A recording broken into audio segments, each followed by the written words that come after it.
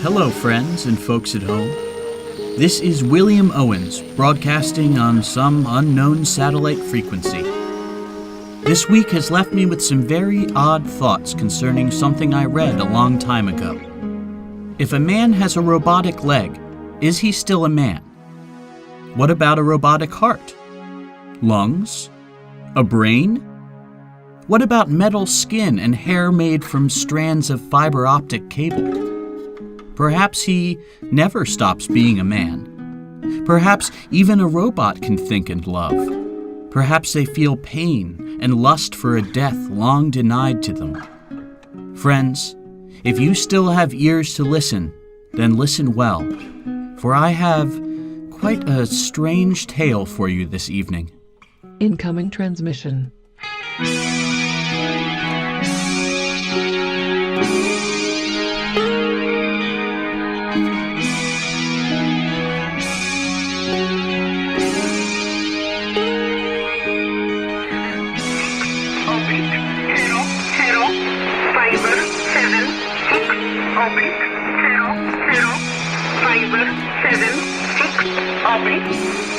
What a week, dear friends.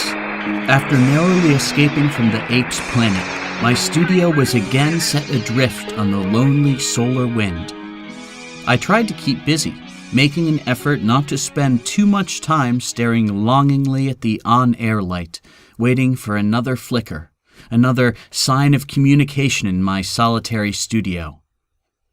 On Tuesday, I caught quite a vicious cold, which I admit still has yet to completely fade.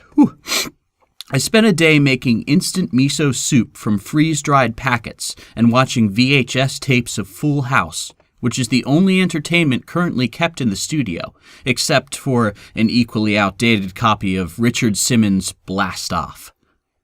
I cleaned up the kitchen and the break room and built myself a makeshift bed out of couch cushions and a few old Afghans that were being used as decorations in the lobby. My first night in a real bed, more or less, was sublime. I slept deeply and had no dreams.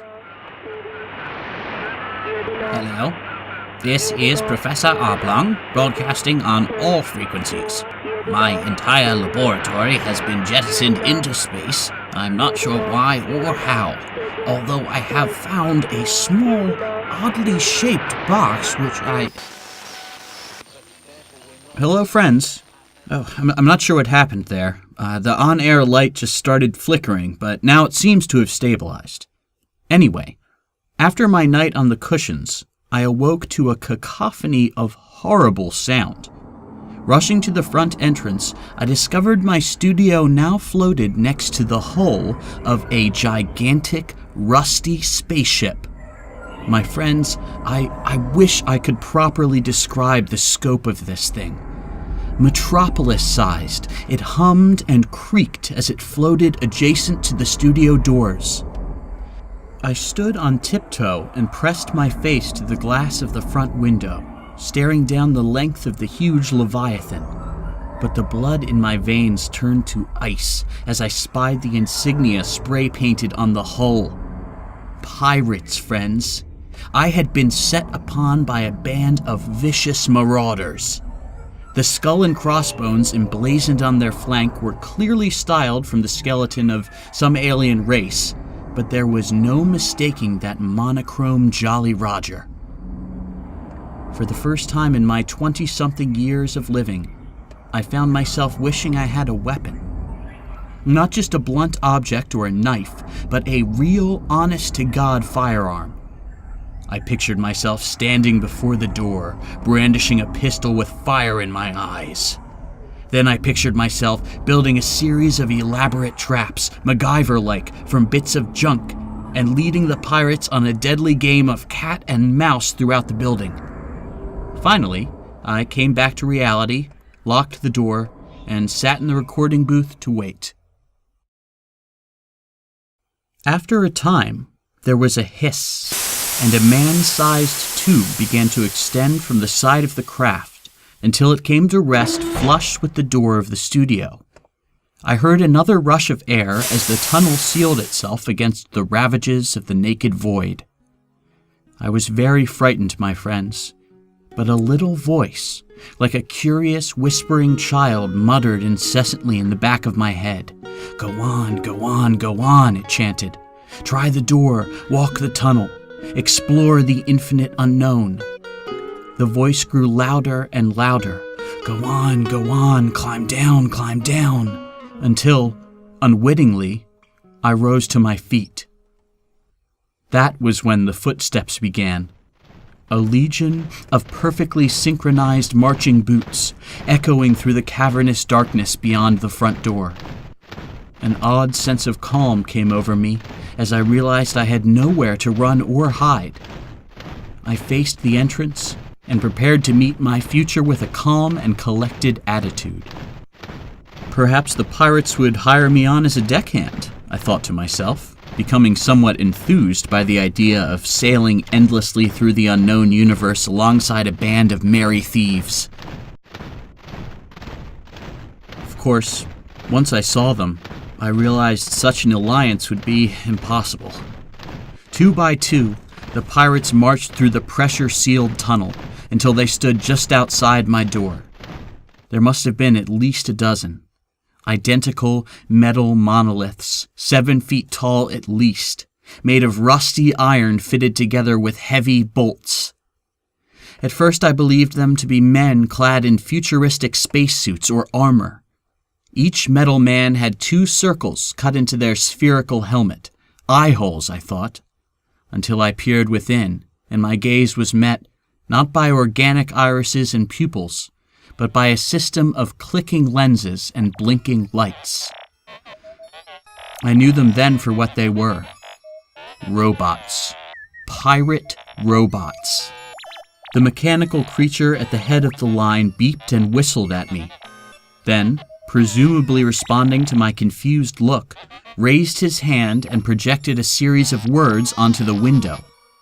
The words, miraculously, were in English, and they read, "Open the door or we will break it down." I know when resistance is futile. My flimsy wooden door was hardly going to stand against the 2-ton fists of a squadron of robot pirates. I unlocked the door and stood firm as the scallywags marched into the room. At first, the mechanical warriors left me alone. Each one approached a different corner of the studio and stood still as a series of whistles and clicks sounded from within their metal shells. As my nose began to run, owing to the nasty cold I'd picked up, I edged tentatively towards the bathroom, seeking a tissue. I half expected to be accosted by one of the brigands and forced to remain in the front room, but none of them seemed to pay me any mind. Eventually, one of the robots approached me. A thin band of light shot forth from the gap in his helmet and ran the length of my torso. The towering figure paused as more beeps and clicks emanated from its brain. Then it said, "Not ready," in a robotic tone, and moved along. This methodical scanning of my studio went on for a long time. So long, in fact, that I became rather bored. I attempted to approach the airlock leading to the pirate ship, but one of the androids blocked my path and repeated, "Not yet, not yet," until I moved away from the door. I sneezed, which caused all the robots to pause and stare in my direction.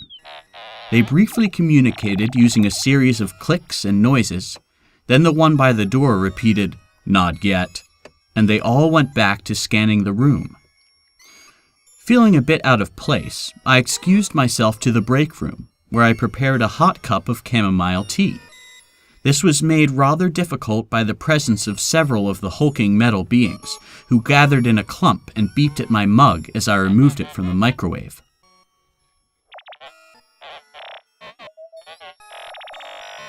Over time, my condition worsened. My runny nose progressed into a hacking cough and a sore throat. I huddled myself in a blanket and sniffled whilst the pirates marched paths throughout the studio. At one point, all the robots got excited about something. I heard a series of whistles and beeps from the hallway and dragged myself, still swaddled beneath layers of Afghans, to peer around the corner. A few metal men were gathered in a circle, still but for flashes of light which emanated from gaps in their metal casings. For a brief moment, one of the mechanical beings straightened up, and a light from within his helm projected the message, "We have found a box, but we cannot use it," on the wall. We have found a box, but we cannot use it.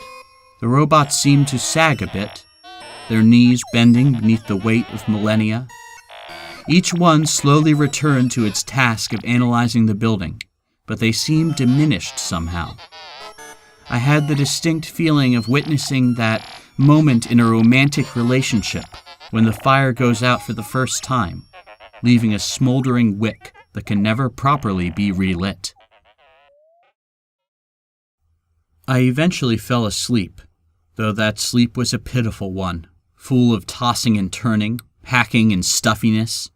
My whole head felt like it was full of snot, and every time I finally nodded off, one of the robots would beep or click, rousing me from my slumber. I finally got some rest, and when I came to, 3 of the monolith-like creatures were standing above me. I coughed a few times and sneezed once. The robot directly in front of me produced a stream of white light which again ran the length of my torso. It is time, he, or she, said to me. From my position on the floor, I couldn't help but notice the dullness of their metal bodies, the rust which caked their seams. I had the feeling then that these robots were old, so old.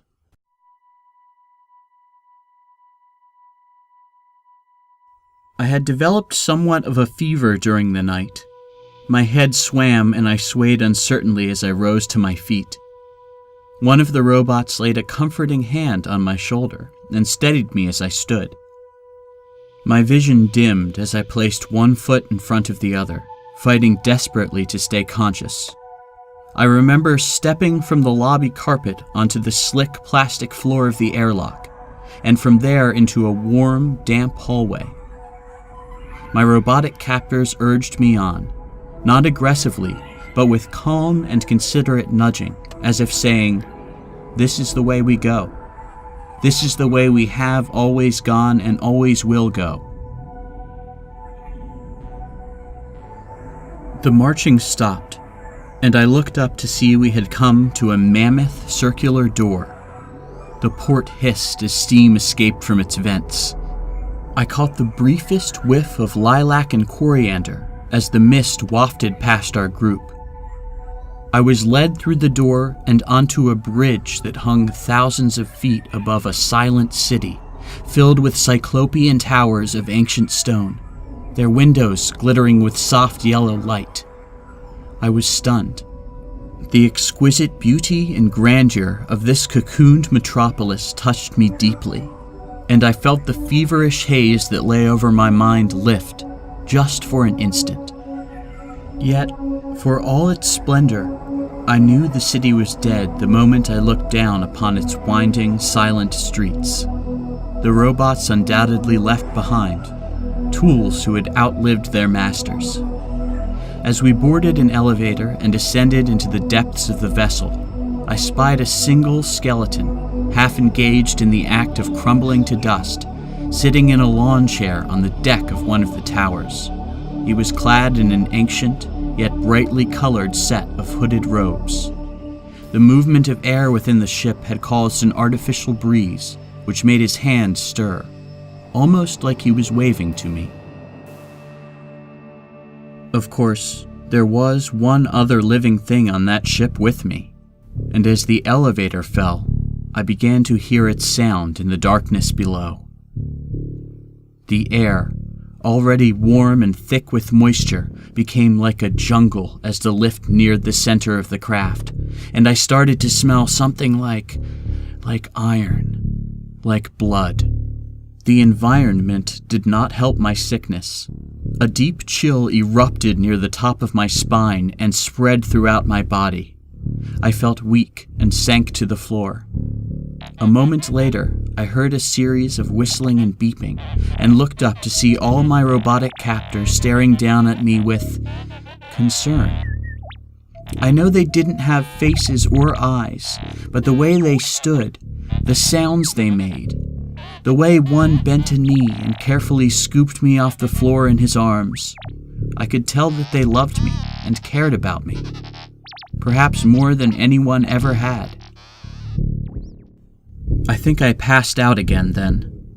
I awoke bathed in a cold sweat, the beating of a mammoth heart vibrating through my bones. I opened my eyes to see the thing, a gigantic, pulsing muscle that hung, suspended from nerves and sinew, at the center of the gigantic spaceship.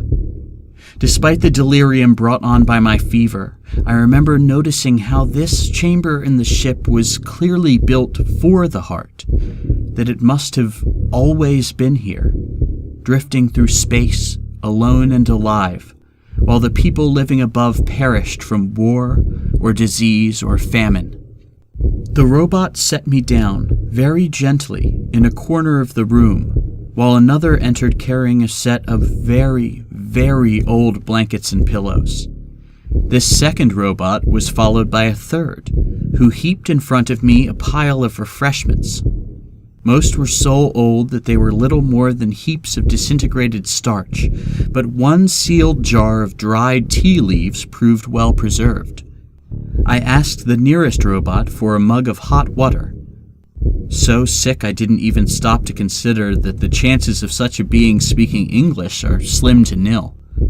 Somehow, though, they understood me, and while I shivered and wheezed, they fetched me a mug of steaming hot Irish breakfast tea, fully prepared with milk and 2 sugars, just the way I like it. The warmth from the tea spread throughout my body, and I fell asleep.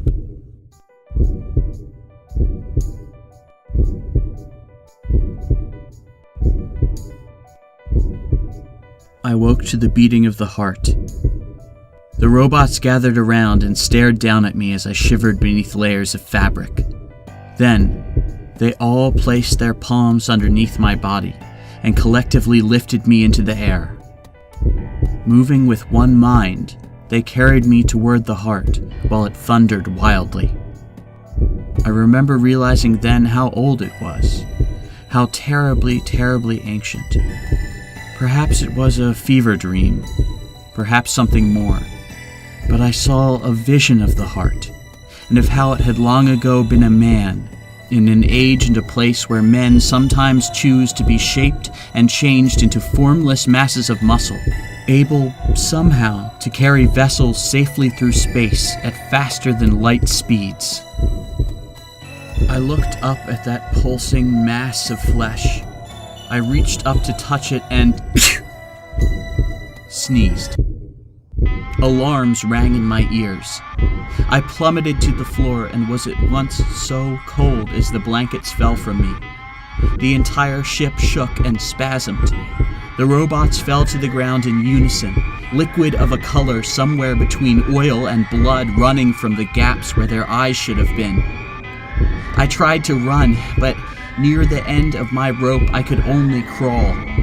I heaved my limp body down a long corridor, which I could only see dimly through my cloudy, fevered eyes. I looked up and saw the studio, somehow impossibly there in the center of the ship. But I was too far. I could feel the craft shaking itself to pieces. The alarms were fading as emergency power failed. Just before I passed out, I felt strong hands lift me off the ground and heave me forward. I sailed through the air, landing on the carpet of the lobby, and as the door swung shut behind me, I saw one of my robot friends. He had fallen in the act of throwing me through the door, but just before the studio took off, he looked up, and I swear I heard him say, "Goodbye, William." Goodbye, William.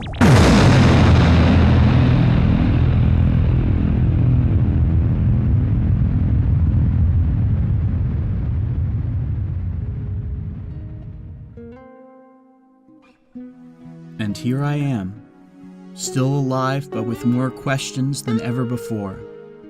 I'm not sure I'll ever understand what happened while I was in the depths of my illness, but as I drifted away from the exploding spaceship, the computer screen at my desk went dark and then displayed the words, "Thank you." And I thought, maybe I don't need to understand. Maybe that "thank you" is the only thing that matters. We humans always spend so much time looking for meaning in our chaotic and confusing reality, when maybe meaning just isn't that important. Maybe it's just about those feelings, those moments. Maybe it's not important how long you're remembered, just how happy you were while you were here. After all, it doesn't matter whether you're a bag of flesh and bones or a gigantic beating heart suspended in the center of a city-sized spaceship. One day, we're all going to die in the center of fiery, massive explosions. As for you, my friends, I hope that day is still a long way off. And if you ever look up into the sky and see a pinprick of white light flare in the far reaches of your galaxy, I hope you'll wave, for it could be me up there. And perhaps, if enough people look up and wave, perhaps I can find my way home.